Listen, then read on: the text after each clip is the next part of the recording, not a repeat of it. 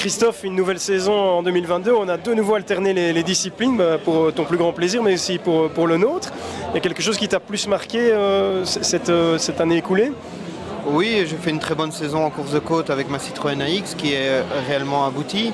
Et en rallye sprint, j'ai voulu aussi rouler en Citroën AX, où là j'ai eu quand même un peu plus de difficultés à la mettre au point. Et j'espère que cette année-ci, elle sera optimum pour la saison. Oui, l'idée c'était de rouler en AX partout finalement et de ne plus alterner avec la Peugeot comme en début de saison, au début de la saison dernière, où il y avait quelque chose, une idée derrière. L'idée c'est parce qu'elle était dans l'entrepôt depuis un moment et c'est vrai que moi j'aime bien les Citroën AX, j'aime bien les Peugeot 205. Je pense que je continuerai à alterner un peu les deux, mais l'idée c'était de faire des résultats aussi en Citroën AX en rallye sprint et finalement on l'a même engagé pour quelques slaloms et au final oui c'est une voiture assez polyvalente et niveau rapport qualité-prix on s'y retrouve. Oui, c'est vrai aussi qu'on t'a vu partout l'an dernier, donc c'est le challenge des Bourlingueurs qui te revient, c'est vraiment à point nommé, j'ai envie de dire. C'est quasiment quelque chose créé presque sur mesure pour un pilote comme toi.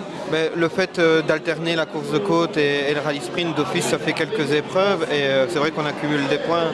Et oui, au final, le Bourlingueur me revient puisque on a été aussi régulier dans les deux disciplines. Parce que y a ça aussi, c'est un peu la régularité qui fait que. Et ça tombe bien, le Bourlingueur. Et est-ce qu'il te reste encore des week-ends de libre? Effectivement, là on a compté, ça faisait 21 courses, donc ça fait un peu beaucoup.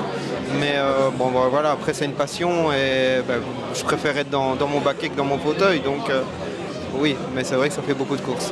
C'est vrai que depuis quelques années, quelques saisons, tu t'essayes à d'autres disciplines que la côte, mais ça reste ta discipline de prédilection, j'imagine. Si tu dois faire un choix, question difficile.